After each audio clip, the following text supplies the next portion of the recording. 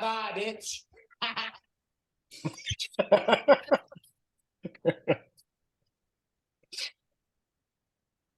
Ladies and gentlemen, welcome to the Blake and Sal Show with Mark.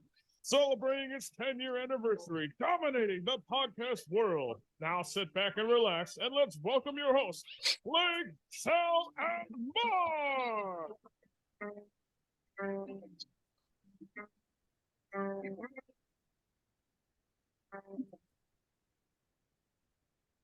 In all those games,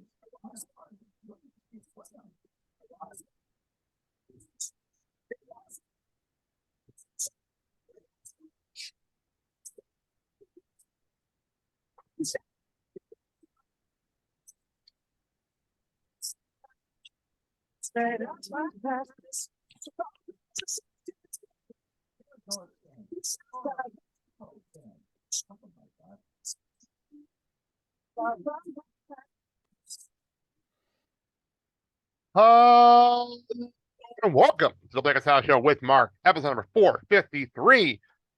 I'm your host, Blake, and I made a deal with somebody off from VisionWorks today because they pissed me off. So it's been that kind of a day. So let's bring on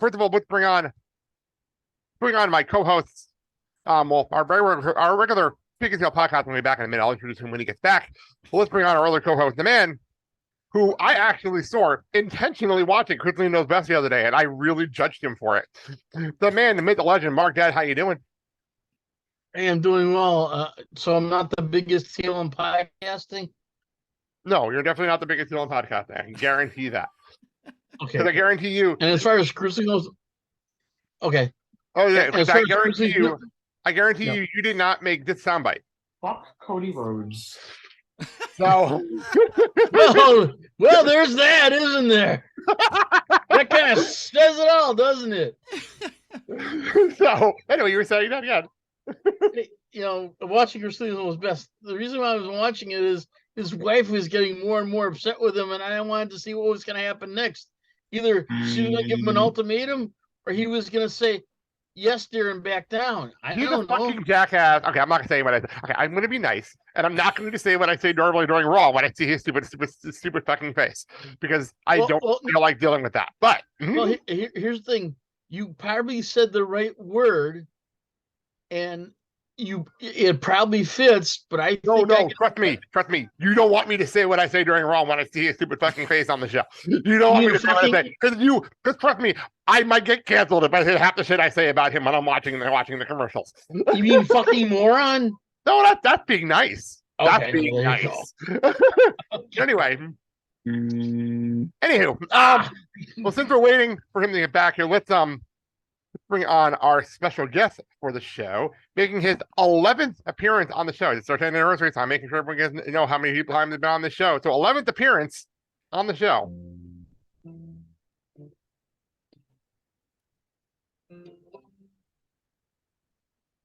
When are you gonna come down? When are you going to have? Should I stayed on the phone? Should I my oh my? You know, didn't sign up for you. I got a bread for your friends to open. Boys too young to listen.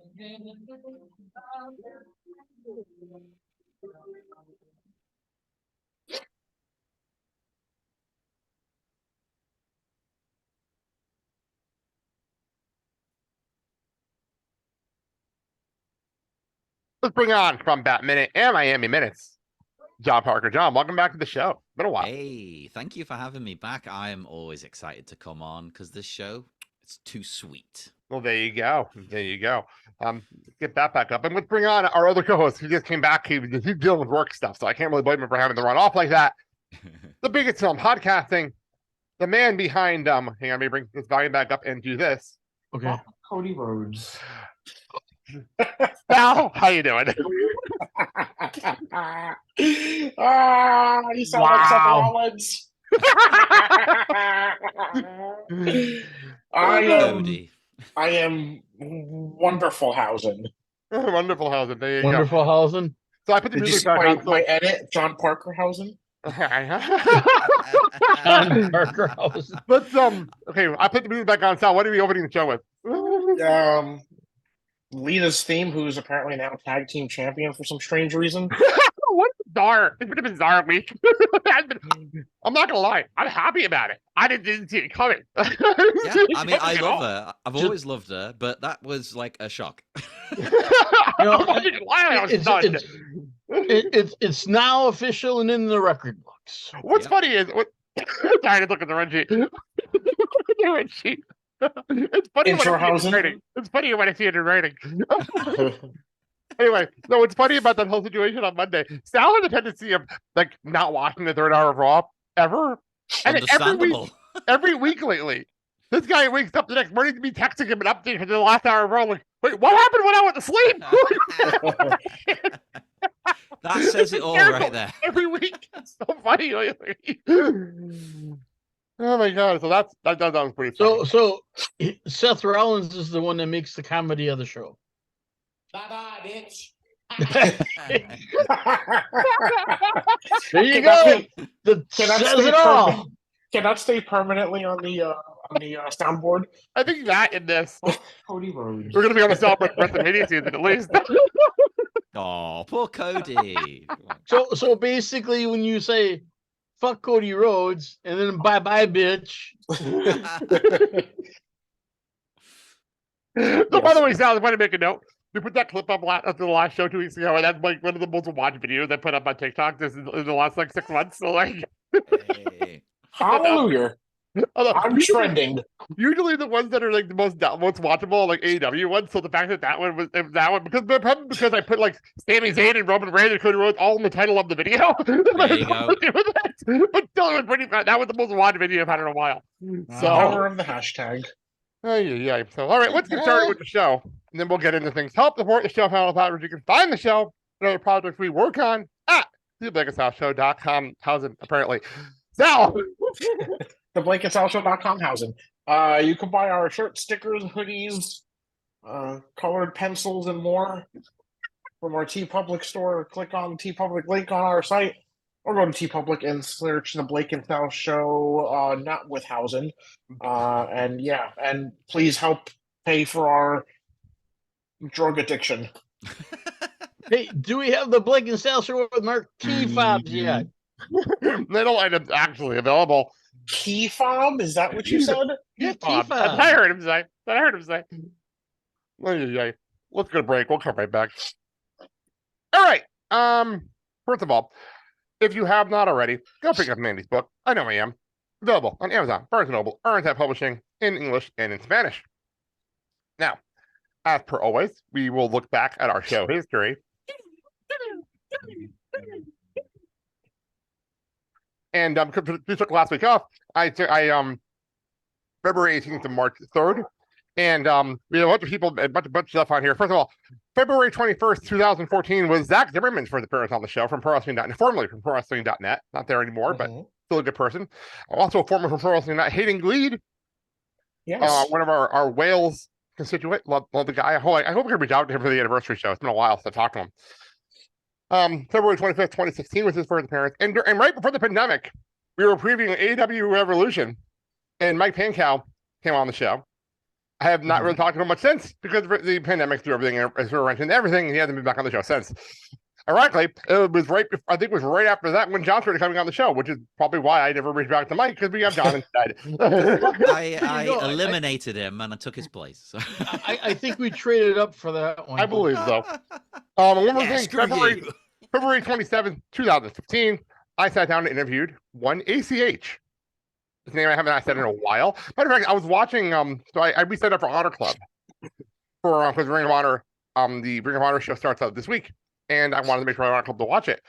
And I'm like, well, I'll watch an old show, and I started watching Field of Honor, 2015, and that's a who's who fucking show. But ACH is on that show. I'm like, I haven't heard that music as long. I forgot how badass it was. I forgot how badass the music was. I love it. Hey. So that being said. All right. That being said, let's do this.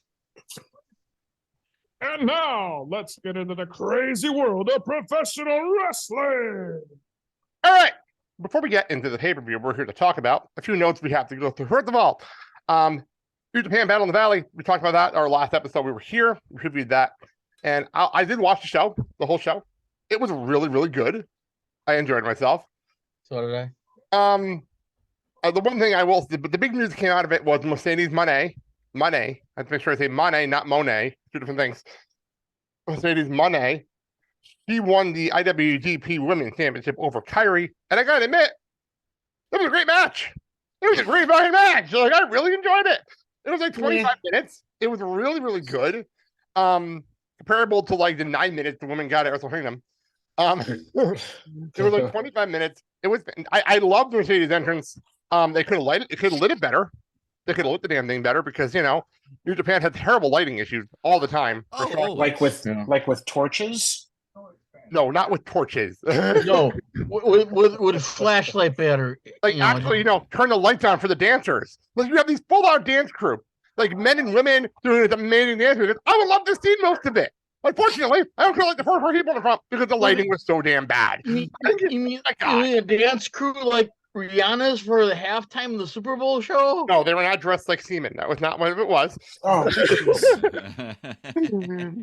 But no, I really enjoyed it. I thought it was great. And Mandy was so funny was I watched the match, and Mandy came down as watching the match, and she saw the ending. She knew the ending, and we sat down and she was watching Okada and Tanahashi, and then Okada's cutting his show promo, and Mercedes comes out, and she stands next to him and cuts his promo, and I look at them, I'm like, why does this make sense? Like, why does this make sense? And then Mandy looks at me, he's like, why is she likable? Like, how is it possible that Mercedes is likable here? I've always liked her. I've never understood some people complain. I like her. Mandy has never been a fan of Sasha Banks. He was never a fan of her, especially near the end. But like Mercedes Moné came off so fucking likable. Like I couldn't believe it. Like it's a whole different person, and I give her credit. I give her a lot of credit for that. John, if you're talking like you've seen this, so go ahead. Yeah, no, I really enjoyed it as well. I wasn't sure what to expect. I'm a fan of hers, and I love Kyrie a lot. But I still was like, well, I don't know. It's still a new championship, really. I wasn't sure how much time they were going to get. But no, they just let them go for it this time, which was fantastic. I thought she might have a bit of ring rust, but I didn't really pick up on anything in particular, especially after her debut, and she kind of botched her move. But she didn't do that. It was great. Yeah, I really enjoyed it. Dad, you said you watched it. Go ahead. Yeah, I mean, for being the new kid on the block, so to speak, with the organization, I think the program between her and Kyrie went really well. The match went well, and you had a couple of botchments, but that's easy to overlook when the rest of the match goes out, and you see how solid the rest of the match is. And right now, she's likable, and I think that's what she wants people to think. But here's the thing: we all know that likable person is not going to be around for long, and out comes the real bitch. Here's the problem, though. I don't know if it'll matter. I just don't think it'll matter in New Japan. Because Okada right now is kind of an asshole. Yet he's like the number one face in the company. Yeah. So, like, let's be honest here. He's kind of an asshole right now. So, I mean, Plus, I suppose from her perspective as well, it's so easy to come in as a big star from abroad and be a heel. It's easy. So maybe she thought, well, I'll give this a try. I'll see if I can pull this off. And it seems to be working. Yeah, well, it's only been one match. I have no idea when the next New Japan show for her is. That's the problem with New Japan is I don't have a clue what's going on with them half the damn time. No, same. Even when I watched it all the time, I still was confused.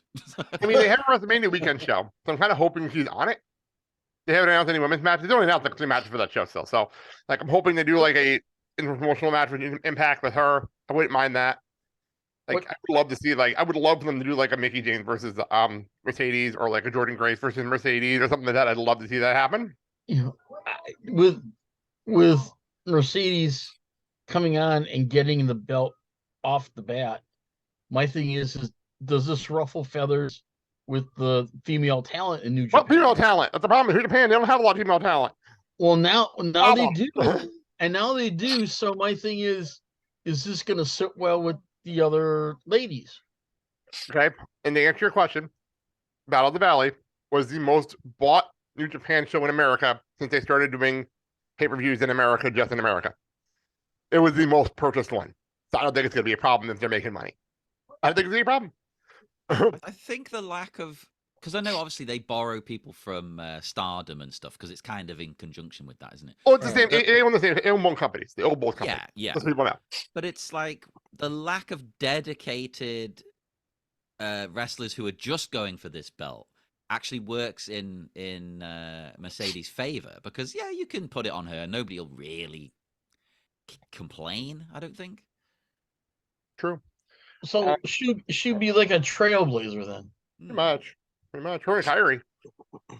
Sally, you're sitting there cringing during most of this. Any thoughts on putting the belt?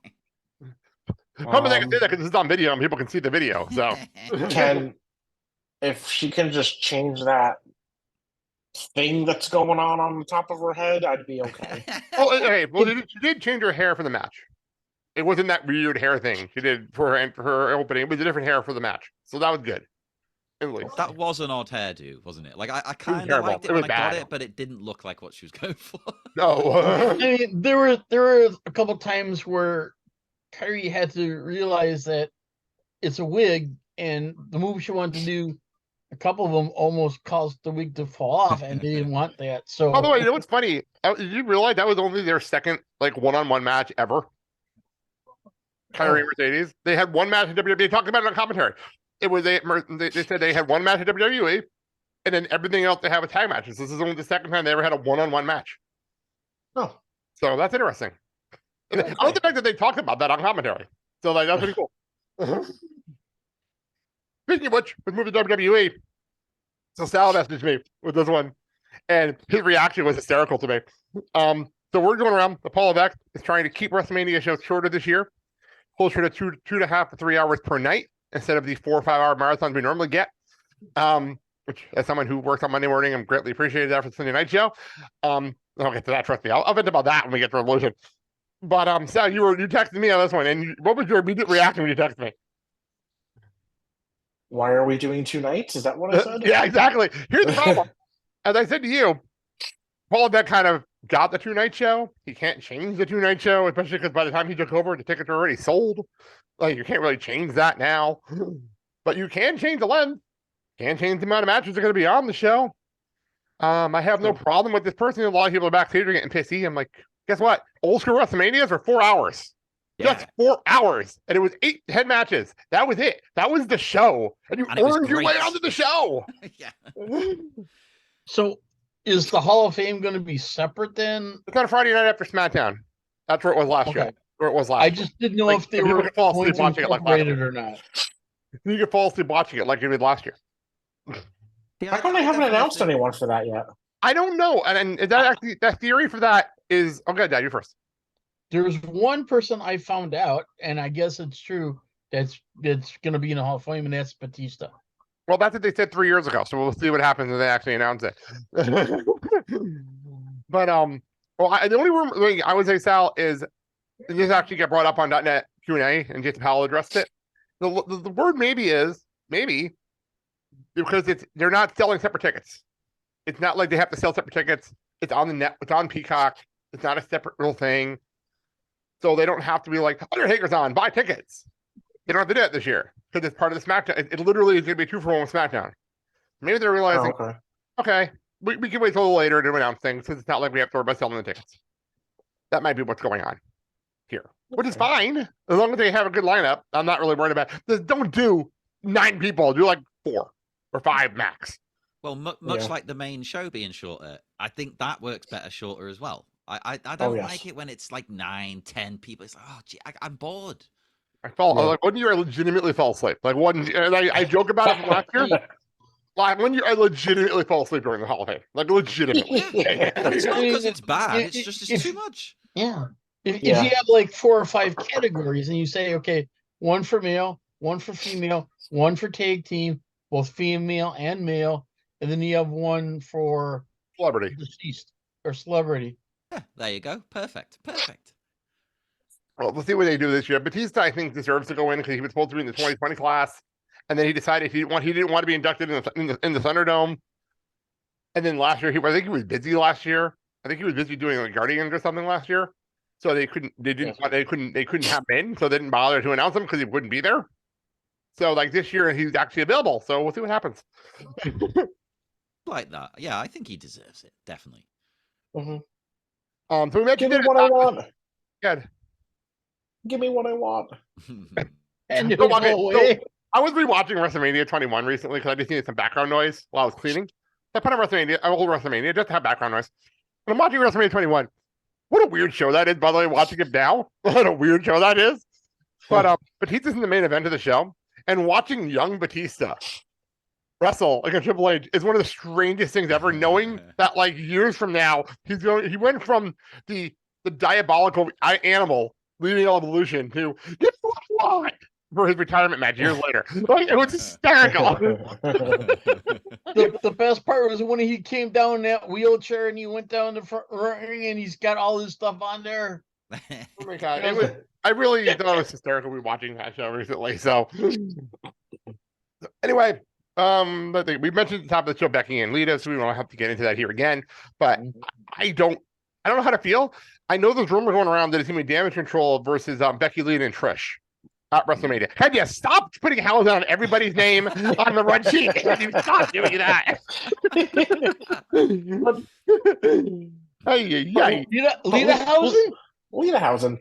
Lita. Not to be mistaken with Lederhosen. Lederhosen. Every time I look at this, every time I look at my sheet here. I look at the sheet here. Anyway, so the rumor is Damage Control versus Lita, Trish, and Becky. I like that match.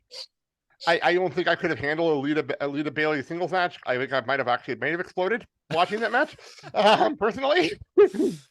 So any thoughts, Sal, on that possible 6-woman tag happening at Mania? I'm okay with that. I still don't understand why we had to have a title change. And I don't know. That's just me. I was surprised. I'm not gonna lie, I was very surprised watching It's a it live. strange move, isn't it? Like, it's not a bad move to me. It's not just a bad like, move. what? Yeah, you're right. It's odd. Like, okay, like they literally got together like what, 2 weeks ago? Yeah. Not even. It was last week. It was last Monday. So my thing is this: if you're doing this quick title change, is somebody from Damage Control going someplace? No, I have a weird feeling because I watched Bailey's interview on so for people wondering, when you're not a month behind on podcasts because you travel a lot, you get to catch up on other things. So I watched Bailey on El Hawani's show because it's Bailey and why not? Mm-hmm. And during that, she said that if something happens, because she kind of recognized the Damage Control is not what she wanted it to be. Mm-hmm. And she's not, she could tell by her face that she's not exactly happy with the way things are going. And she even said that if our last match is at WrestleMania as a trio, I'm okay with that. I'm okay with that. She actually said those words. So Okay. maybe the night after on Raw, the team breaks up. Oh. And we get some big thing happen. This is the problem Shield. I have with wrestling these days. Breaking up teams all the time. Why can't a team stay together for years? Well, The New Day. The New Day's the only one. well, and the Shield. They were together a while. What was it, a year and a half? About a year and a half? Yeah, Back kind in of. the day, It was like not a decade. long when you realize it was only like one WrestleMania that they were together. Really? Yeah, it was only one WrestleMania. They were together for that one. When they had a 6-man tag for WrestleMania 29. So Okay. Oh, maybe it was 2 WrestleMania. Maybe it was 2 WrestleMania. Let me check that. Let me actually check WrestleMania 30. I'm not 100% WrestleMania. well, then that leaves me with this question: what about Judgment Day? What about Judgment Day? What about There you Judgment go. Day? That's the thing. I mean, What you does that got have a to do with anything? faction right What does that have there. anything to do with anything? No, but I mean, you got a faction right there. How long do you keep that faction together? The funny part about Judgment Day. Here's the funny part about Judgment Day. We're coming up with WrestleMania, right? WrestleMania was the debut of Judgment Day last year. Uh-huh. And in 1 year, we've gone from Edge Edge and Damian Priest, Edge and Priest and Rhea Ripley, Edge and Rhea Ripley and Finn Balor, them turning on Edge, Edge then declaring, I want to beat you guys up like 87 times and returning from injury about 4 different times, and Dominic Mysterio happening. That happened in a year. That happened in a year. Hey, that's a tough hombre you're talking about there. He's been in then jail.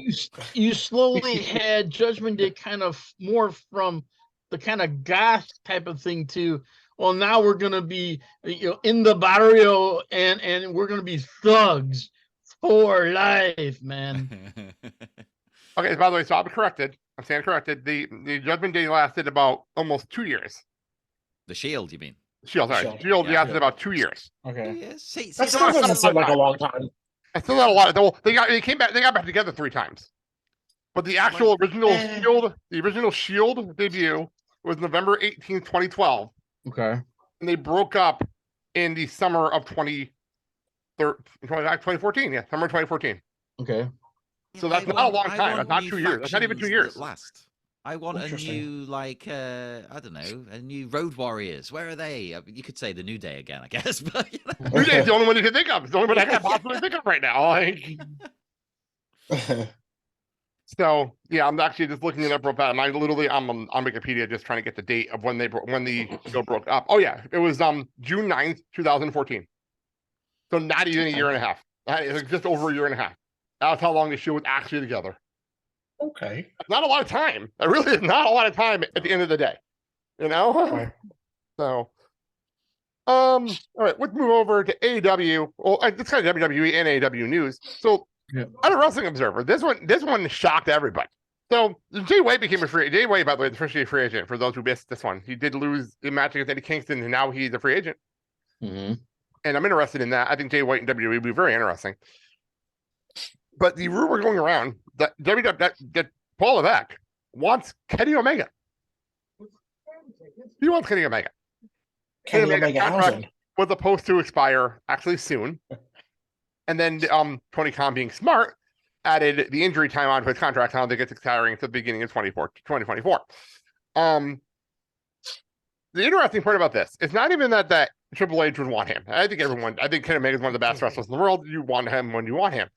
Yeah. But Kenny Omega is not denying the fact that he wants to leave AEW. Like, he's not denying this. Like, he was in an interview with Renee, and Renee asked him straight up, and he did not say, like, for instance, Jericho was just asked, would you ever go back to WWE? He said, no. No, I will never go back. Kenny's not doing that. Kenny's being Kenny.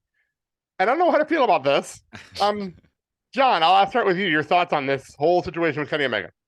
No, I'm tempted to say no. That's never going to happen. Of course not. But I thought that with Cody. I don't know. I just think it seems less likely to me with Kenny. I don't know. I could see his style. I can't see it adjusting to the way WWE would. I mean, maybe it would. But Cody makes sense in retrospect. You're like, okay, well, he comes from that world. He understands that kind of thing. Kenny's a different kind of beast, isn't he? I don't know.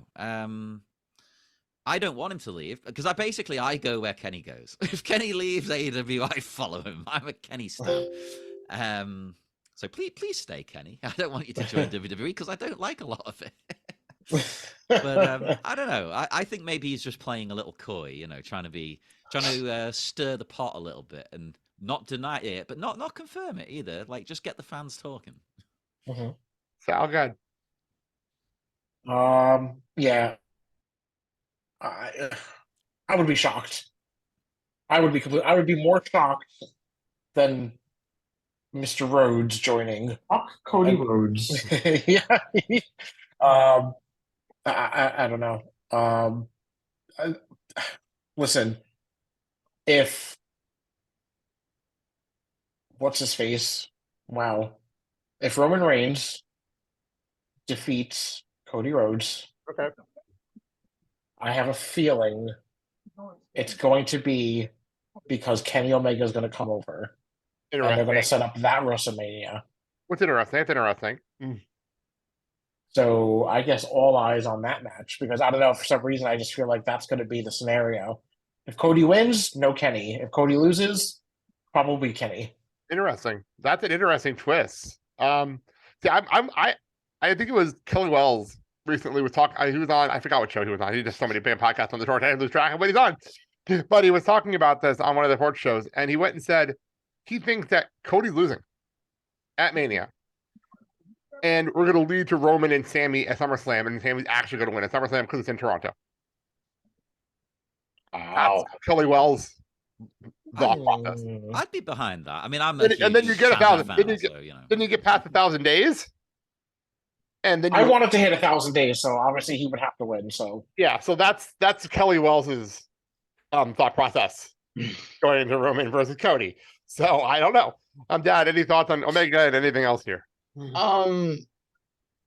Yeah, they're got a lucrative offer for Kenny, and it's one that you just can't thumb your nose at because it's the monetary situation is substantial. Plus, he's working less days, so I mean, it's like a win-win. But the other thing I heard too is that there's another free agent that Paul is also interested in on getting, and maybe if he gets this person, Who? that'll Say give who? incentive Just to say Kenny to come there. Say who? Kota Ibushi. Kota Ibushi's not a free agent, and besides, he would never come to WWE again. He did that once. He didn't like it. He is a free agent. But no, technically he is, but he isn't. He doesn't Well- want. He made it very clear after the Cruiserweight Classic he did not want to come back to WWE. Never But say I never guess in he wrestling. and Paul have some conversations. But and he also kinda doesn't want to. changed it. Another thing Kota also said, he never wants to sign a contract again. Oh, He didn't want to sign a contract with New Japan. He didn't want to sign a contract with them. But the only reason he signed a contract with them because they promised him a championship. That's the only reason. He didn't want to sign a contract with them. He doesn't want to sign contracts. This is the main reason he didn't sign WWE the first time. I guess we'll have to see what happens. So I But, agree. I mean, um, you know, if any, we talked about Cody before. We never saw that coming. Never say never. It could happen. you're not wrong. I mean, you're not wrong. It's interesting. I mean, personally, I would like for Kenny to stay with AEW, but if he's not happy with the direction things are going, then I guess it's time to part ways. I don't know. We'll find out whenever his contract expires. We'll see what happens. I don't know. I don't know. Like, I remember when AJ Styles came to WWE, and I was shocked. I was actually absolutely shocked. And his music hit. I didn't know his music, but when I saw his name, I lost my mind. But the crowd also lost their mind. I don't know if like Kenny Omega debuted at the Rumble 2020, like 2024, Mhm. it would have the AJ Styles reaction. 'Cause I don't know how mainstream Kenny Omega actually is outside of the internet.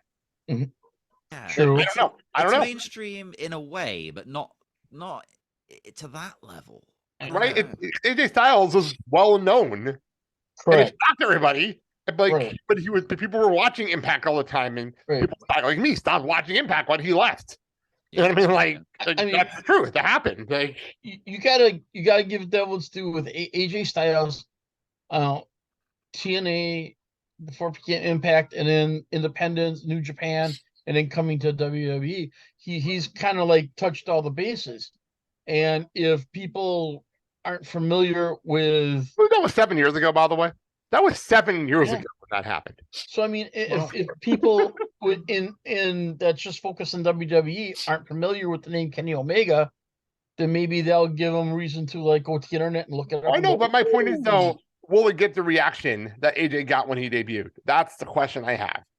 Like, you know what I mean? only, Interesting. only, Like, only if you do vignettes and introduce them. but So that's my point. They didn't do vignettes for AJ. I understand Just that. showed up and everybody knew who he was.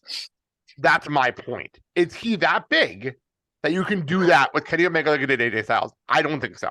So I mean, it's not like a Sting. Right. situation. Sting, I don't count Sting. Sting's a legend. You don't compare him to this. AJ Styles is a perfect comparison.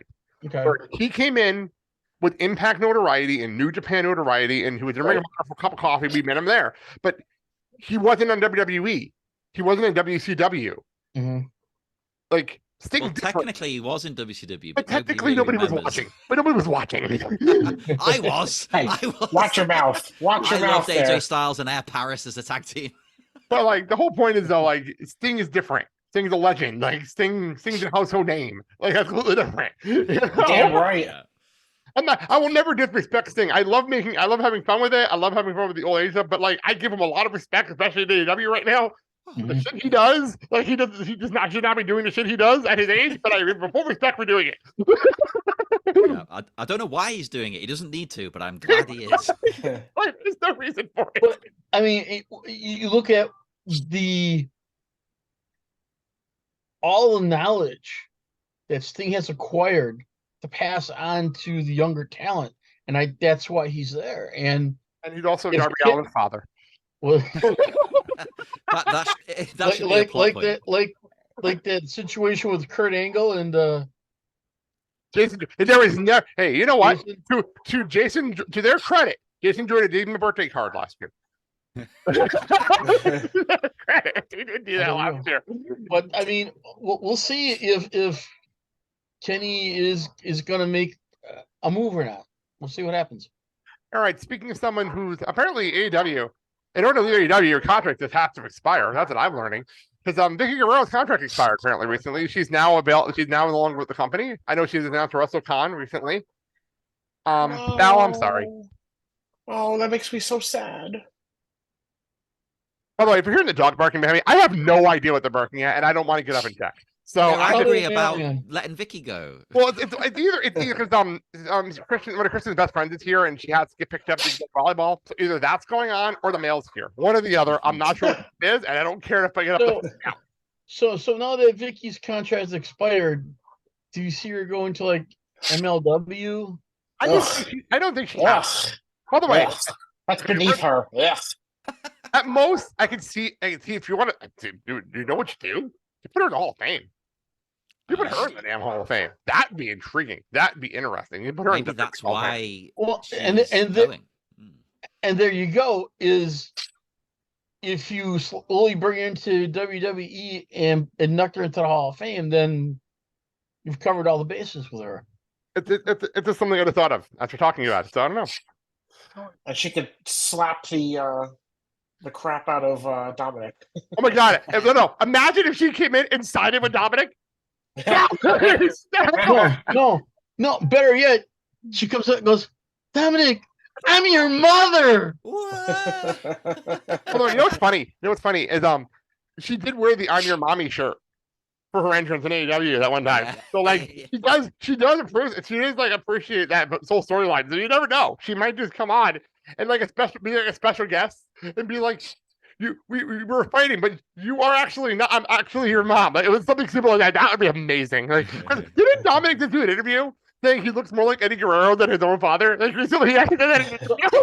So we can't have like a Maury Povich situation. I cracked up. By the way, can I give Dominic Mysterio a little bit of props here right now for never breaking fucking character? He never breaks character. He does every interview in his character as like he talks about like hard time, like it's real. Like I'm giving him all the fucking credit. He never breaks character. If you'd asked me like a year ago what I thought of Dominic, I'd be like, "Oh, garbage, trash! Don't get him in the ring." And now I'm like, "No, I love him." Oh my god, he's one of my favorite fucking things on TV right now. And I never thought I'd say that. I personally, I'd like to know what person in creative came up with the new character for Dominic. Triple H. It's gotta be. Really?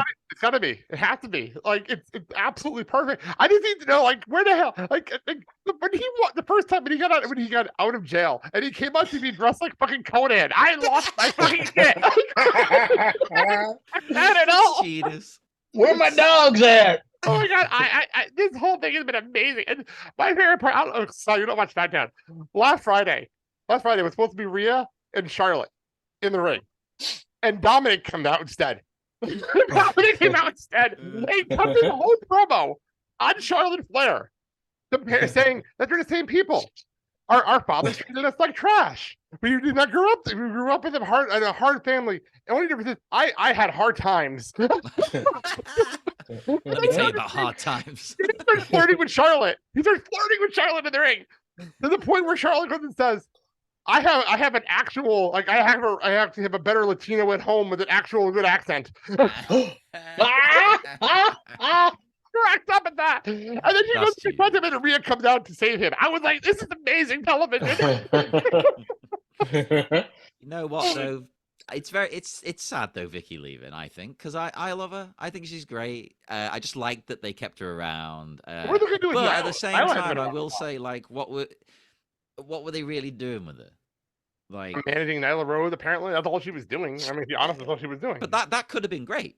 Like her and Nyla together could have been amazing. But then, like, you didn't really see them half the time, and she'd randomly do other things. Like she brought Andrade in and then disappeared again. Then Andrade disappeared again. Like Yeah, Andrade yeah. disappeared. Like Andrade went the same route as Miro, apparently. Oh, don't get me started on Maybe- Miro. I'm upset about that. Maybe they have the same doctor. But no, I don't understand what's going on there. Yeah, what the hell is going on with Miro? He just kind of disappeared. Like, I don't understand what happened there. I think it's He's got to be still something. trying to find his god. That's it. Yeah, he's Let me gone cut on a a promo about it. quest. I would appreciate it. Like, I appreciate that promo. Like, come on now. Like, I'm God's redeemer. I'm sorry, but that's one of the best gimmicks AEW ever a great did, and they gimmick. fucked it all up. Like, I think it's got to be something behind the scenes, right? It's got to be. But I I don't mean, understand the new character or persona that Dominic has, if you we're on notice, Dominic or okay, we're on Dominic now. Okay, back to Dominic. Yeah. Miro, if you back to Dominic. notice, the rest of the Judgment Day, especially Damian Priest, their clothing style is kind of It's less changed purple. to Purple. go along with Dominic. like the gang, we're tight, man. We're a gang. You don't mess with us. We come from the streets, man. You know that. You know. Oh my god. All right, let's move on to AEW Revolution, the pay-per-view that's on Sunday night this weekend. Why isn't it a Sunday night? I don't know. I'm actually really aggravated about this. Because I got Are so they using Because- that crappy theme they've been using every year? I have no idea. I couldn't find a theme song when I didn't bother. Because- I actually was looking for things before the show and I could not find a theme song. Because there's no NFL. That's why. I don't give a fuck. The WWE and AEW in the last year has spoiled all of us and put everything on Saturday nights for the last year. Fuck this. Put the show on Saturday night. Even here in the UK, I like it on a Saturday, right? Because it's on late here, Saturday night, Sunday morning. So I don't really get to watch it. I have to go to bed. But it means I can wake up on Sunday, make some breakfast, and put the show on. Whereas now I've got to go through a whole work day and somehow avoid spoilers. Mhm. You know what? You do what I do and just stay on social media for the day. Because I for instance, if we're recording this on March 1st. Mandalorian dropped today. I have not had time to watch it. I have also not been on social media at all today because I didn't want spoilers. I I can't. saw it, but I I'm can't. not You know gonna me. say anything. So I plan maybe- on watching it this weekend. I haven't had a chance Maybe to watch it today. maybe they can only get the venue for that day. Fuck that, then get it with a different menu. I'm sorry. I'm really annoyed by this whole Saturday not being on a Saturday night thing. And I've been talking about that since they announced the date in fucking November. So Okay. because I assumed it was on Saturday. So they said March 5th. I went to the calendar to put it on the calendar just obviously for the podcast. So I knew our dates we were planning for March. And I'm like, a fucking Sunday? Come on. God damn it. Sunday. But what's interesting about this weekend is Mandy's not even going to be home because Mandy's going to be in New York this weekend for Peloton stuff. So I'm going to be watching the show in the living room with just Dad this show because he's not going to come out and watch the damn show with us. So Only if Sammy Guevara's on. and he's not even on the card. Well, there you go. Looking at the card right now, he's not even That's a on the good card. point. He's not. What the hell? He's not on the card. Darby's not on the card. Sting's not on the card. There's a lot of people not on the card. It's very interesting. Maybe Cassie's he'll not on the do a, card. he'll do a run in on one of the matches. Well, there's one match that doesn't have a full lineup yet, but other than that, this is the lineup announced out that again, okay. AEW Revolution is happening this Sunday. It is Friday morning as you're hearing this. We recorded this on Wednesday before the final Dynamite. If any of the matches were announced, they would probably announce 18 more matches between now and Friday. We do not know them. So just to throw that out there right now, there is one match on here that is not announced. I'm assuming will happen on the show. But other than that, I don't have a clue. And especially if they announce 7 0-hour matches or something. I don't have a clue what's going on with that. So just throwing it out there right now. If you're hearing this on Friday morning, we don't mention something that was brought up on Dynamite because we recorded this before Dynamite because that's when we're all available.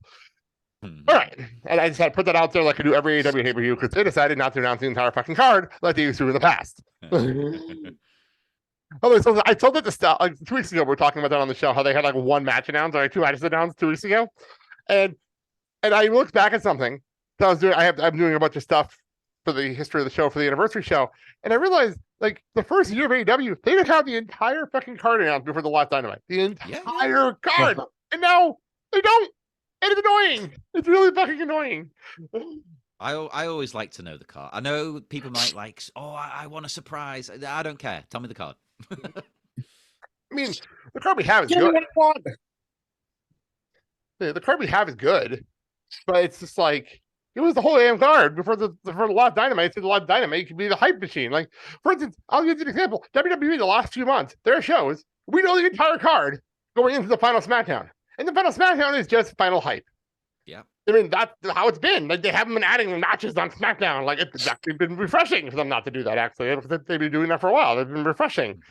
Mm-hmm. But anyway, let's do this. There's one match on here that's not officially announced. I'm assuming it's happening. It is Jungle Boy Jack Perry versus Christian Cage. Finally happening because Christian's finally well enough to do it. I expect Jungle Boy to win this. There's no reason other than that. Sal, go ahead. So tired of these two. Yeah, I mean, why would Christian Cage win except for to stroke his ego? Trust me, we'll talk about stroking egos later in the card. Oh, my. Well, the funny part is, Sal, this match was supposed to be on Full Gear at your show. This match was supposed to be on your show back in November. And then the Christian Yes, and now no one gives a shit about this thing. I know, like, So- I was like, really? We're still doing this, but we're doing it. John, go ahead. Yeah, it feels like they're kind of just doing it because they're like, we just need to get this out of the way now. Just finish it, finish the story. So again, I think Jungle Boy will win because that'll be a nice way to just end it once and for all, round out the story, stop, and let them both do something else. Not that I hate them, I love both of them, but come on, it's been dragging on too long. Understandable with injuries, but still. Yeah, it's Jungle Boy to win. It's got to be. Daddy, I expect Jungle Boy to win, but my thing is, who gets custody of Luchasaurus? where is Luchasaurus? I figured he was out here, like, in his corner. Luchasaurus, by the I think way, he got hurt.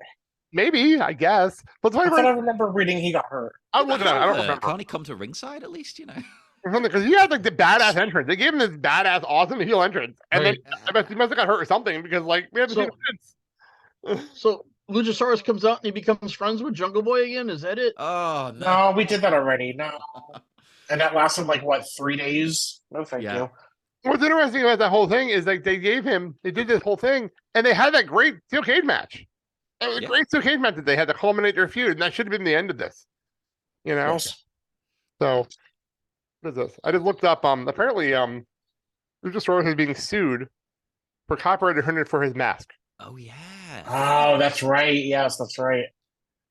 So, there you go. I did not know that. There you go. That's right. I remember that. So that might be why, even if he's hurt, he's not coming to ringside because it's like, well, I literally can't show my face. Right, it's the whole Yes. gimmick. Or I'm the guy from Big Brother. I'm not Luchasaurus. Yeah. I guess we'll have to repackage his gimmick. Yeah, he's no longer a dinosaur then? Okay, Just fine. give him a different dinosaur mask. It's fine. Exactly. Like, he's got to Like a triceratops. Oh, yeah. Or, What are they using or- for the Power Ranger special in April? What are they using for that? or a Brontosaurus. Yeah. All right, moving on. The rematch that I don't understand why we're having it is Ricky Stark versus Chris Jericho with the JAS banned from ringside. I Is don't this the mind it. stroking of the ego you were talking about? No, that's in the tag team title match later.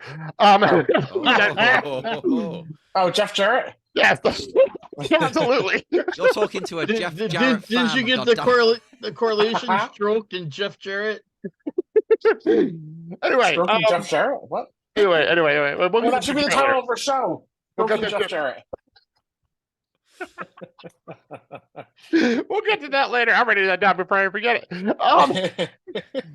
Anyway, Ricky Stark versus Chris Jericho. This is the weirdest storyline ever because Ricky Stark beat Chris Jericho. Axel Andretti beats Chris Jericho.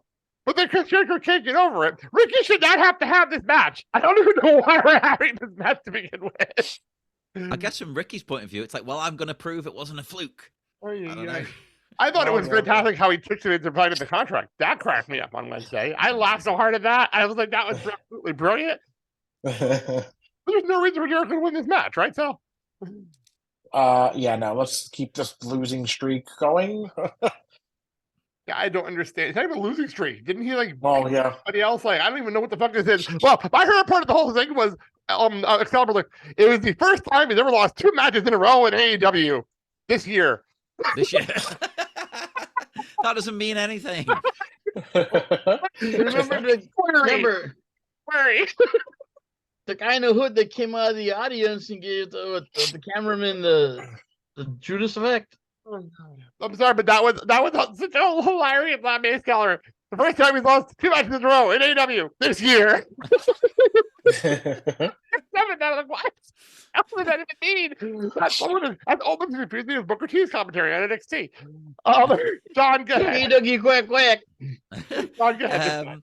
This one I'm actually kind of I'm kind of stuck on because I want Ricky to win to again, much like the previous match, just to end it. Like, right, okay, Yes. it's done, it's dusted, move on. But there's something in the back of my mind telling me Chris is going to win. He keeps losing lately. Mhm. I think he's going to win, and they're going to keep it going another few weeks. Oy vey.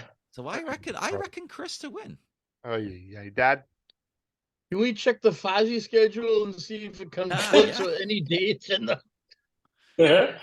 Genuinely a good point right there. I'm actually looking at that right now because I know Yeah, we're on a tour. I know they're on tour because they're coming to Milwaukee. We're not going. They are coming to Milwaukee. So I'm Right. schedule. So I mean, that's the only valid point that I could say with him losing is it conflicts with the Fozzy schedule, I guess. Actually, Fozzy is starting his tour on the 23rd, and they go till April 17th. I'm trying to see if there's any Wednesdays on this schedule. I have no idea. I'm looking it up real fast. But I know they're in Milwaukee during all this. We're on to So you, Chris Jericho. I don't expect Chris to win this one. I really don't. So, all right. Let's move on to a match that the only reason it's in here is because there's no title on the line. That's why it's so low on the card here. It is a Texas Death Match.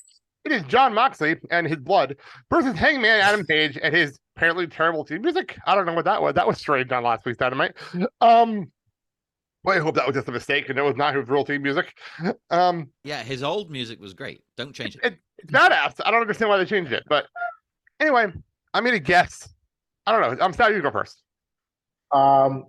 Thank goodness this isn't a first blood match because it would be like under 30 seconds. So true. You're not wrong. I'm gonna play, damn it. I think Hangman's gonna win.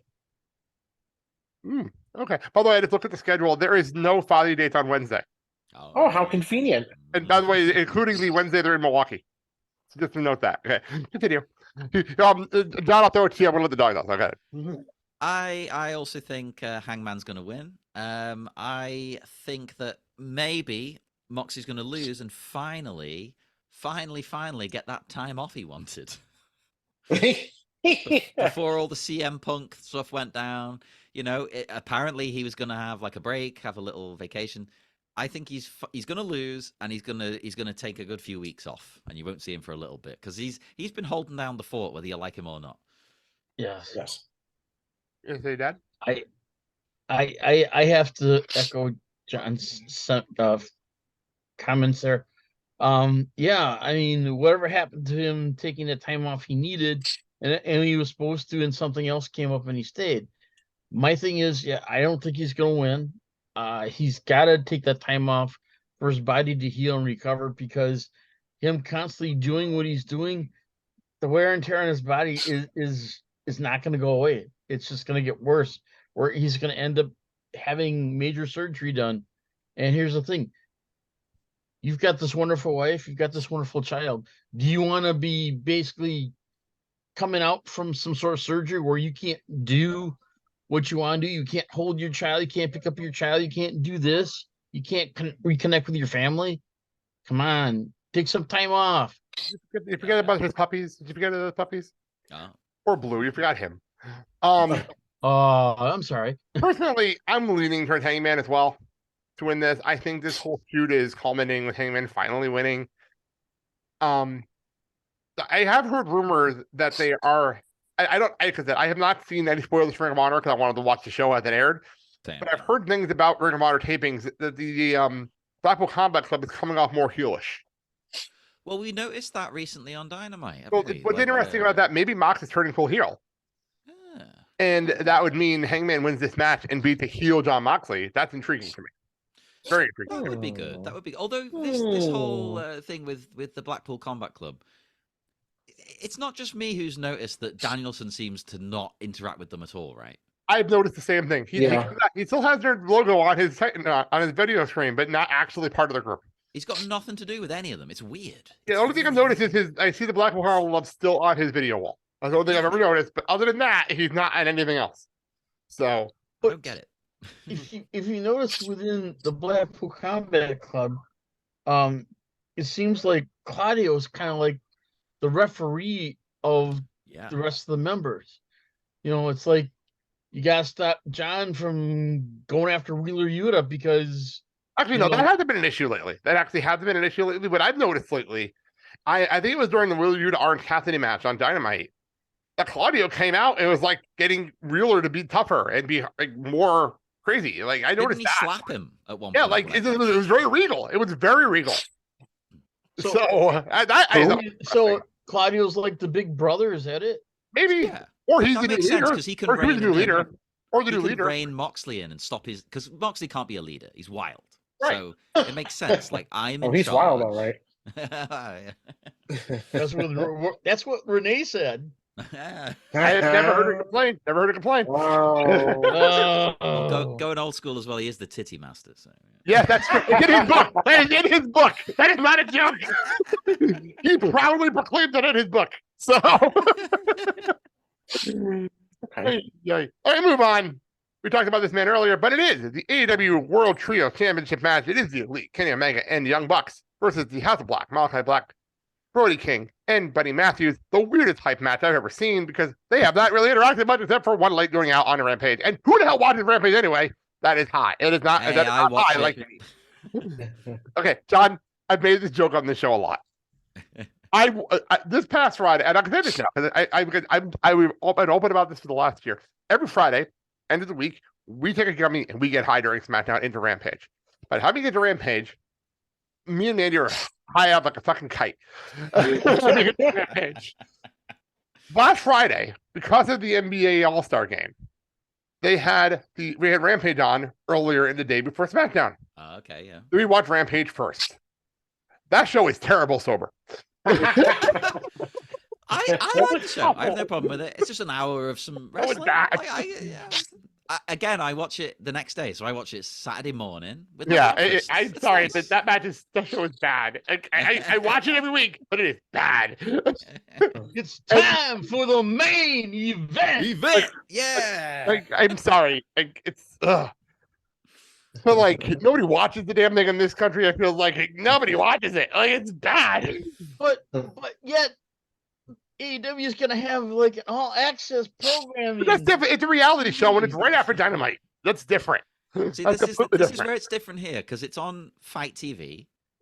You can get it other means, but that's how I get it. So I get AEW Plus, and it's just on there as another show. So are the dark shows. You know, it just comes up. Oh, here's a new AEW episode. And you're like, okay, watch. Like, I don't have to do anything. I just press OK, and it plays it. So it doesn't mean anything to me. All the shows, it's just continuous entertainment. So that's the only way that we even know this match is happening is you watch Rampage. There's zero reason to take these belts off the Elite. There is no reason unless they're going to do something actually with the Bucks and Kenny. Unless they're actually going to do something with them. Especially because they just paid for the damn theme music for them. There is no reason to take the belts off them. Unless you just heard unless someone is going to leave and jump ship. But that's not going to happen now.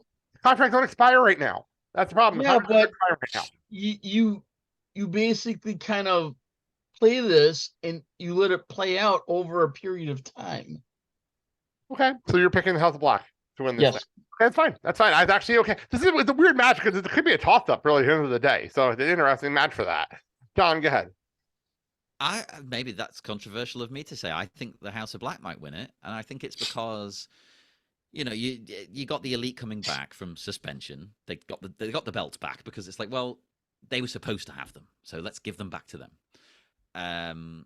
But now what do you do, story-wise? What's going to happen if they defeat the House of Black? What do you then do with the trios titles? I think the House of Black get them to sort of kickstart the story that's been missing from this match. And then it continues. It goes on and on. Because as you said, there's been no real build. And we'll have another Best of 7 series. Well, maybe not to that extent. What the fuck was that about? Sorry, I'm still like, that was so weird. By the way, quick note before I head to the cell. Speaking of Rampage, How do you have the Young Bucks on Rampage against Aussie Open, and neither fucking team gets an entrance on the show? Like, how do you have the Young Bucks not have their entrance on television? Like, Rampage hasn't got time for that shit, you know? It's only an hour. Like, what are you There's- expecting here? There was a miscommunication and communication. It's called problem. editing. It's called editing. I didn't understand the edit. I did not get that at all. Like, why is Young Bucks not getting an entrance on fucking You've Rampage? got to get a move on. There's more matches. There you go. I mean, It's not we're fucking rushed for matches on time. Rampage. Like, stop We're finding rushed for shit time. I mean, on Rampage. look how Excalibur is basically announcing everything. Somebody explain to me why Dustin Rhodes is in a fucking feud on Rampage. Somebody explain that one to me. I don't understand that. Although, having said all of this, right, only recently I just discovered that YouTube show, Wrestling Bios, and he does Reliving the War, you know, where he goes through the Monday Night Wars. And I didn't realize how much, for better or worse, WCW crammed into their shows. Like, each match is like, right, you got 5 minutes. There'd be like 3 matches to one WWF one. It was crazy. So, I mean, you could kind of do that with Rampage, I suppose. Someone was talking about that. I read earlier today. Was it Matt Hardy? Because it was part of his like talking about storylines. Someone was saying like maybe they should actually, you know, scale it back a little bit. They're doing. Oh, it was Joey Janela. He was saying, you know, the shows, they've got like 20, 30-minute matches. You don't need that really on a weekly show. Especially when you have 700 different people on your roster. He said that as well. He's like, well, they've got this giant roster, and you don't, you know, a weekly show, you don't need the matches to be that long. And WCW proved it to me. Like, oh, 5 minutes, there you go, brilliant. Dean Malenko versus Eddie Guerrero, 5 minutes, boom. All right, Sal, you've never got your pick on this match. Go ahead.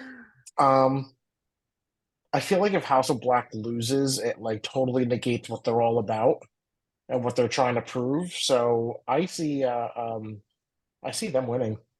Another thing about, we're House of Black in a random feud with Eddie Kingston and Ortiz for no reason that it got dropped. Yeah, what happened to that? What happened to that? Like, they were in a feud and then they had dropped. Like, I don't understand what happened. And then Eddie Kingston apparently moved on. That's for the main event for Super Card of Honor, and Eddie Kingston's in it. Oh, wasn't one of those going to like join the House of Black or something? I don't understand. Exactly. That's the problem. I don't know what the hell was going on. That's the problem. And he went to New Japan. That's what. All right, moving on. This is the match that's happening. It is AEW World Tag Team Championship. It is the Guns, for some reason, defending the tag team titles against the Acclaimed with Daddy Ass, against Jay Lethal and Jeff Jarrett, for some reason, against the team that's winning in the Casino Battle Royale on Wednesday night. It was rumored to be FTR. I don't know for sure, but that's what I'm hearing rumors. John, go ahead, you first. Right. Okay. Let me just start off by saying I'm clearly the only Jeff Jarrett fan in the. I've always loved him. Always. I don't That's care. a joke. So listen up, slapnuts. Despite that, Jeff ain't gonna win. I don't see him winning. You know what I think? I think this might sound crazy. Keep it on the Guns, because nobody expected them to win. Like, nobody hates them, but nobody also is like a huge fan, are they? Like, so I think this will help actually build them. Like, they somehow pull it off. Maybe they don't win clean or whatever. That's fine. They somehow win, and it's like, now they're getting like super heel heat. It's like everyone thought, oh, they're transitional champs. No, screw you, we're not.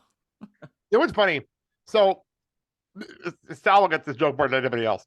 The medium go back and forth. A lot of times, Sal responds to something is meh, or the whatever he does with it's always meh. I always laugh about it.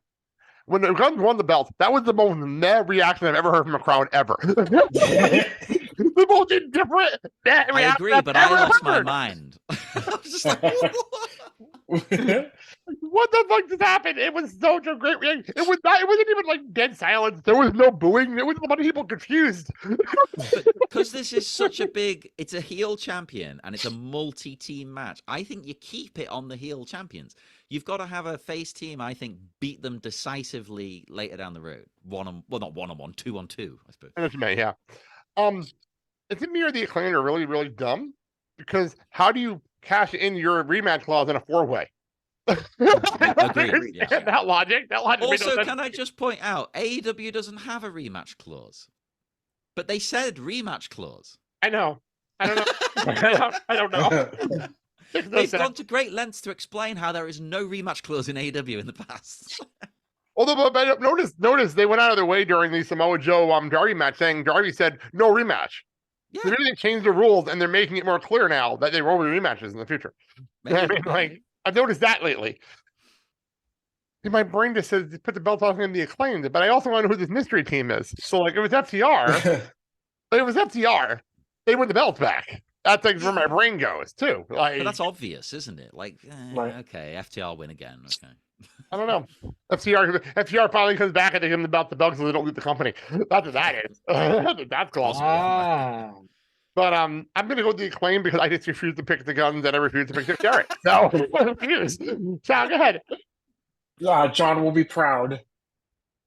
But I mean, I envision Jay Lethal and Jeff Jarrett being champions because that's just what Jeff Jarrett does. He just comes in and he's 97 years old and takes the championship. Because he's got stroke. No, no. It's gonna lead into a stroke. Oh.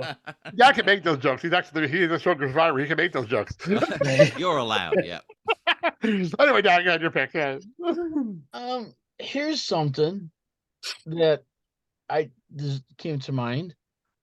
Is this thing with Dustin Rhodes and then Keith Lee coming out? What do you Actually, think about from that? what I've heard, they're going to be in the pre-show against Swerve and what's his face.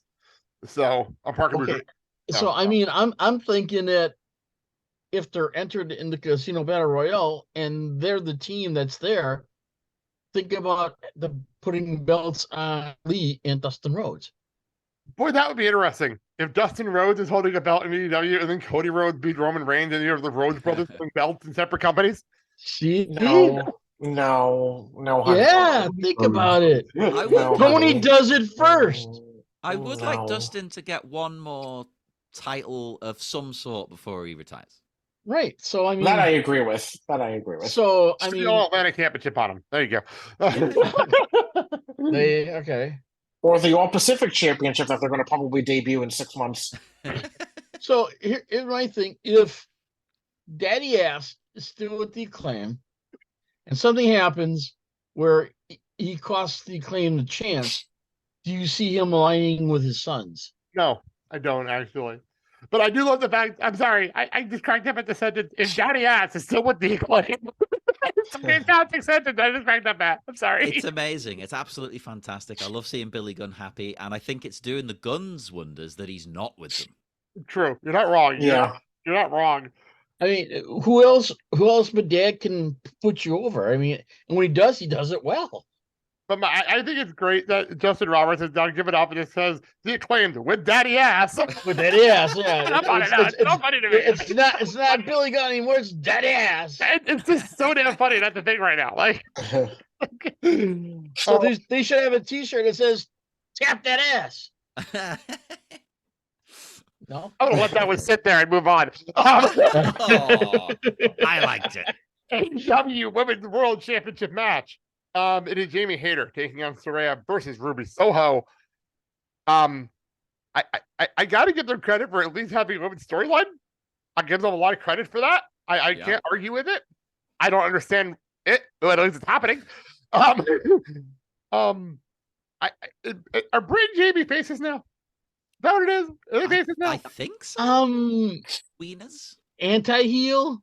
I don't know. That's the problem. The problem is because now that the Alexa show is going on, and Adam Cole is a heavy babyface. Was this whole storyline a way to get Britt to turn face so that they can be on the Alexa show and nobody's questioning why they're together?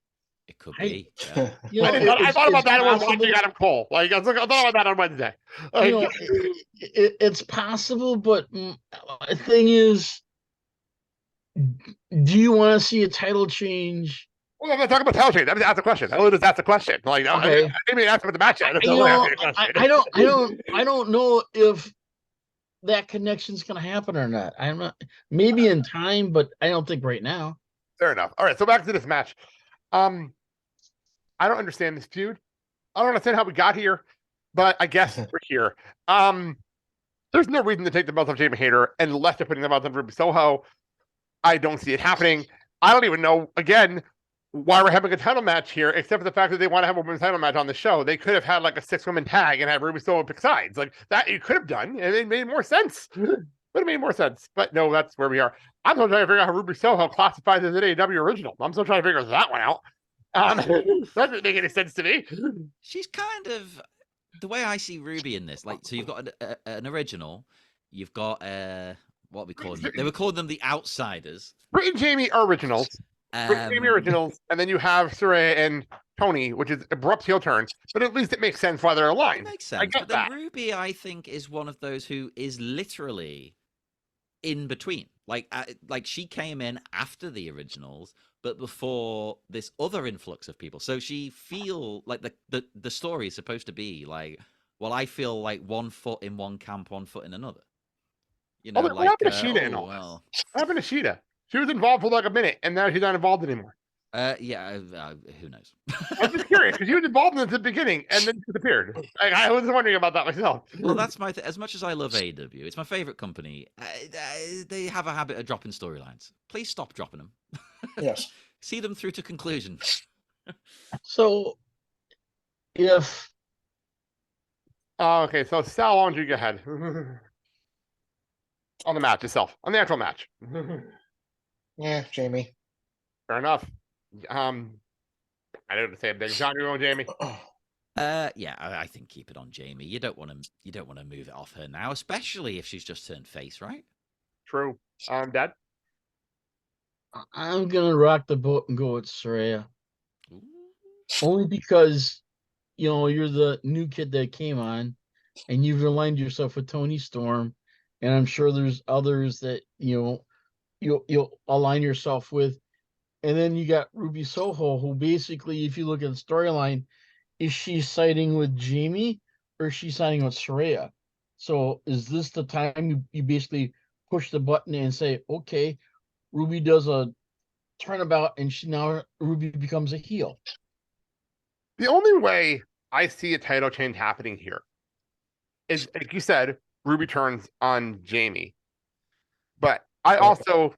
this is going to be a random memory that popped into my brain as you're talking. It just random memory that popped into my brain is when Samoa Joe in TNA turned heel by giving the belt to Kurt Angle in a King of the Mountain match, and then Kurt Angle kissed him on the forehead for giving him the belt. I remember that moment, and that's what popped in my brain when you said that. Like where Ruby would help Saraya win, and then Saraya would be the leader of their faction.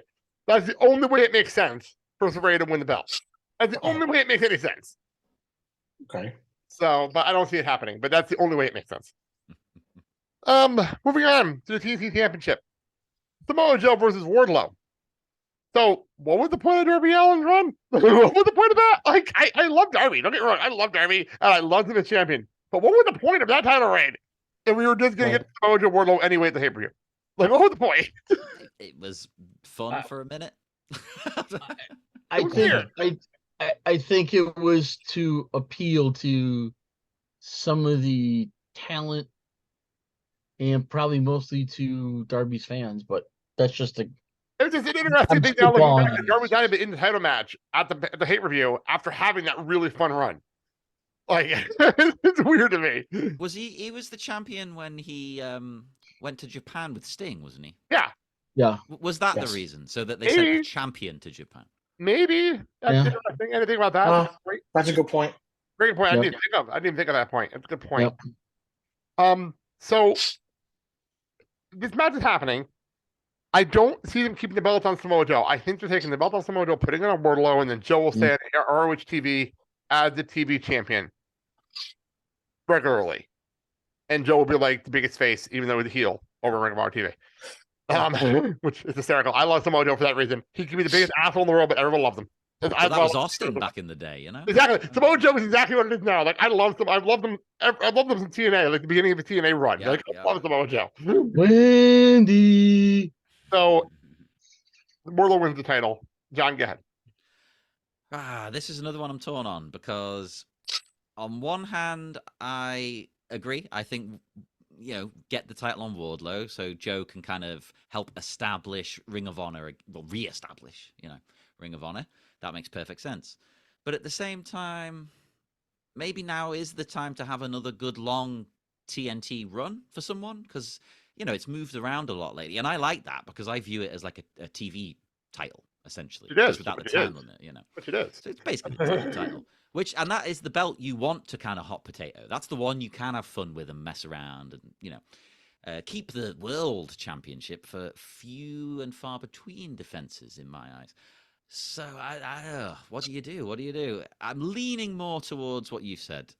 Get it on Wardlow, and then maybe he has a long run, and Joe can sort of disappear off to Ring of Honor for a little while. Hey, Sal. Yeah, I see Wardlow winning. Fair enough. Dad. Yeah, Wardlow. I mean, if you look at the way his storyline is, and he's had these interviews, I mean, to do all this and not put the belt on him, to me, was a waste of a good story and setup and everything. And you don't want to basically kind of leave it laying there and kind of go, okay, that's where it is and that's where it goes. No, let's culminate this and do it the right way. So what you're saying is, if you're going to put a dead dad card, you win the belt. That's how it works. That's what you're getting at. That's what you're getting at here. Okay, cool. Yep. I'm trying to clarify it. All right, let's get to our main event. That'll probably come on at like 11 p.m. Eastern time. AEW World Championship. It is MJF versus Bryan Danielson in a 60-minute Iron Man match. Because what AEW pay-per-views need is a 60-minute Iron Man match, as they need on pay-per-view. Of course. All I can say is, God. Get your snacks and go to the bathroom before you watch it. Oh my God! I'm sorry, but why? Why? Well, maybe I'm a hypocrite here because I talked about WrestleMania should be shorter. I can let AEW off because they have so few pay-per-views. So you're like, okay, fine. They don't have one a month. That's what makes it okay for me. But they have 5. Well, they have 4, and then they have Forbidden Door, so 5. Yeah, so that's okay. I can let them have a 5-hour show. Like, oh my God, this match is gonna go so fucking long. Didn't Shawn Michaels have a 60-minute match? I think my logic here, though, and the problem is, John, and you said it perfectly before, you're not watching it live. You're watching it the next day. That's the difference. Yeah. The 3 of us are watching it live, and Sal is on the East Coast. And I can't wait till Sunday night when Sal starts complaining about how late it is, and he doesn't work on Monday. I do. See, again, that's why it should be Saturday. I agree with you. But like, I can't wait for that conversation on Sunday night when he starts complaining that it's almost midnight and he can play Wordle. And I am working like 4 hours. I mean, I know Brian can do 60, no problem. He's got the good cardio. What about MJF? I think that's the point. That's why we're doing this. It's I guess to prove it to the naysayers. I guess let's go around here and pick your winner and pick the falls. Like who won, how many falls and how this is going to end up. I think MJF obviously is retaining. I'm gonna go maybe 3-2. 3-2, and one of them was like a disqualification, or like MJF gets disqualified on purpose for a fall, like Brock Lesnar did in his Iron Man match against Kurt Angle on SmackDown. Which, by the way, if you want to watch a good Iron Man match, that was a great Iron Man match. The Brock Lesnar Kurt Angle won on SmackDown with a great Iron Man match. But that's how I think this is going on. So like 3-2 MJF retains. Sal. Yeah, it's funny you mentioned that because I was thinking, MJF would be the type of person that would, let's say he's losing 2-1 and there's 15 minutes left, and then bam, bam, 2 in a row, people come punch him in the face or whatever. So we get to the disqualification. Like, I didn't think about that. I didn't even think about that. So I'm also saying 3-2 with 2 disqualifications. I didn't think of that. That's a great one. That's a great twist on what I just said. That's great. I like that one. Dad, go ahead. I'm going to go with belt changing hands to Brian. It's going to be 4-2 with 1 disqualification, and the disqualification is going to be the ref sees him using the wonderful ring, and then now the ref pockets the ring. I'd like to know that Dad, for the last year, again, Roman Reigns, And now in MJF's first official title defense, he's picking against MJF. Make a note of that. Make a note of that. John, go ahead. Okay, I'm going to think outside the box then, since you've all said sort of like the same kind of stuff. I'm going with MJF, but I'm going to say, because of what I just hinted at before, that I think this is to prove the naysayers wrong, because you get some people saying, well, MJF is a good character, but he can't wrestle. Idiots, let me just say. I think he's going to win, and it's going to be 1-0. I think he'll cheat. I think he'll use the ring, but I think that's going to get him the fall at the very end. That's what I'm going with. That's and then he'll be like, ha ha, 1-0, I won. And the next people complain like, what the fuck did we just watch for an hour? It was only one fall. People no matter what you do in an Iron Man, people complain. If there's 10 falls, they complain. If there's 1, they I complain. know, but trust me, if people stay up for a full hour and it's 1-0, oh my god. So, Hey, back in the day, wasn't it Brett versus Michaels where there were no falls in the? It was overtime. It ended up in overtime. I'm like, Yeah, you know. I'm sorry, but like that's going to make the fucking internet fucking explode. so, but if I remember right, when MJF does his promos and he's talking about respect, would the win over Bryan, that would basically cause Bryan to respect MJF? Then is that it? Is respect, or is he talking about like how he's left by his fiance, or he may have killed somebody, or he may have put a dead body over and put him on the driver's seat? Like, what the fuck is he talking about? And my puppy ran away. I think Rich Bad said it perfectly on everything this morning. That this is like the Joker in The Dark Knight, where every time we tell the story, it gets more ridiculous and it's different every time. But then you find out later that it's based on wait truth. Wait a minute. We did look up something, and there is truth to the story he's saying. But is it though? Is it true, or is it his fiance took the photos down because people know that he know people would look it up? That's the We thing. did look it up and found out. Yeah, he No, did. listen to what I'm saying. Listen to what I'm saying. Got it. Or is it a situation where he told his fiance to take all the photos down because they know people would look it up? Oh, okay. I'm getting what you're saying. Yeah, like you gotta look at it from MJF's perspective here. He's such a great deal that he would do something like that. He's that dedicated to the gimmick. Yeah. Okay. I just thought about that. Like, yeah. And basically make the gimmick work for him. I get it. Exactly. He's been doing that since day one. He's literally been doing that since day one. Like, remember All In? He was fucking doing pictures. You were paying for him to flip them off and can't pictures. Yeah. Like, that's what he was doing at All In. So, and that was 2000. What was that? Like 2018? Like, well, like, yay. Amazing. So that is AEW Revolution. No one's gonna get any sleep except for John on Sunday night. I'll be fine. Yay. So that's that. I think before we go, Sal, you sent me a breaking news story. Maybe we should just address it real fast because the next week's show we're not really doing a lot of wrestling talk. So why don't you tell us what the hell just happened that you broke news to me? Yeah, Sonya Deville. Let me bring it up. She was arrested in Atlantic City after a firearm was found in her car without a proper permit because it is permitted in Florida, not in New Jersey. Ew. Didn't she just recently get engaged? Yes, she did just get engaged. Just get engaged last week. This is breaking news. Like as we're doing this on the 1st of March, so I don't know anything else. We're literally getting the breaking news as we're doing the show. So I have no idea what this is going to do as far as management in WWE. I don't know. We'll find out. It's interesting to me. But you're right. It's illegal in New Jersey, but it's not illegal in Florida, and she's based in Florida, so I don't know how this works. Is it just going to be like a slap on the wrist, like you forgot you had that in? Maybe Was it in a car? You said. Well, I think the thinking is going to be because she had that issue with that stalker. Oh Mhm. yeah. You know what I mean? She's got to Right. protect herself and keep herself safe, and maybe Right. she didn't realize that the permit in Florida does not transfer to Jersey when she's traveling, or whatever the case. Yeah. is. Well, I think what's going to end up happening is this whole thing will be reviewed by district attorney, and once it comes out that she's doing it because of the stalker situation, then They'll I probably can drop see it, things right? being overlooked. Exactly. But yeah, I just wanted to bring it up because you broke it as we were doing the review, and it's like, oh, And it was in the glove compartment of her car, and it was a valet, which I don't know why he was going through her glove compartment, which is a weird situation. But it's not like she was like, wailing it around outside at a restaurant or anything like that either. Exactly. So, Does all right. does the article indicate whether or not the gun was loaded? It doesn't say. It matters. I don't think it matters in Jersey. I don't think it matters.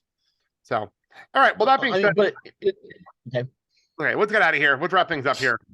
We're going to end the show with I actually didn't have this plan, but we're going to end the show with Grayson Waller's theme music because I love this music and it's a great way to end the show. So, Sal, take it away. Go. Yeah, for more information on our show, including where you can find us on social media or watch the show on YouTube, go to theblakeandsalshow.com. And please don't forget to comment or leave a rating and review and review on the show. Dad, say your thing. Hey, as always, it's been your pleasure. And hey, if you just happen to have a local independent wrestling organization where you live at, please patronize these people. These are young men and women coming up in the wonderful world of sports entertainment, professional wrestling. They want to basically show you what they're capable of doing by looking at their wonderful character, persona, and their moves, the whole package, so that way they can go out and get that brass ring to a major organization. And if you do this, then you'll make everyone happy. But do it safely. Please don't act like a jerk. Just do it, because you got to remember sometimes it's a family atmosphere and you got to kind of watch what you're doing. So, hey, and always, hey, be good to yourself, love yourself, and be good to others. All right, John, get your plug thing. Go. Yeah, if you want to hear more of me, I've got 3 podcasts. I've got Bat Minute, where we talk about Batman. I've got Miami Minutes, where we talk about the So Bad It's Good masterpiece Miami Connection. And I also have Hedvig Inch by Angry Inch, which is about the musical Hedvig and the Angry Inch. And I've recently become sort of friends with the people who run Pro Wrestling Eve here in the UK. So check out Pro Wrestling Eve. I think you can get it online. I think you can. Sure. I should have asked them before I did this, but there you go. Check it out. Pro Wrestling Eve. Look it up. The current champions, Miyu Yamashita from TJPW. Great wrestler. All right, cool. Next week, if you can tell, I got to sit down with Mike, as long as he gets to talk to me and tell me he's good, to talk about the NHL trade deadline. It's been a crazy one. So I really want to sit down and talk about it. It's been a lot going on. It's Timo time. Remember, on March 28th, join us for our live show, talking about doing our 10-year anniversary live. Go to all social media for more information. Let's get out of here. Thank you so much, John, as always, for coming on the show. Thanks for having me. And I'm Blake. I'm Sal. I'm Mark. And you've been listening to the Blake and Sal Show with Mark. Have a good day, everybody. The Rangers. Too sweet.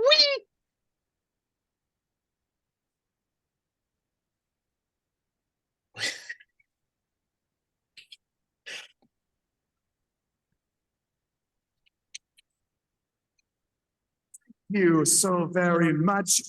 Goodbye. Mwah, and good night. Bye-bye, bitch.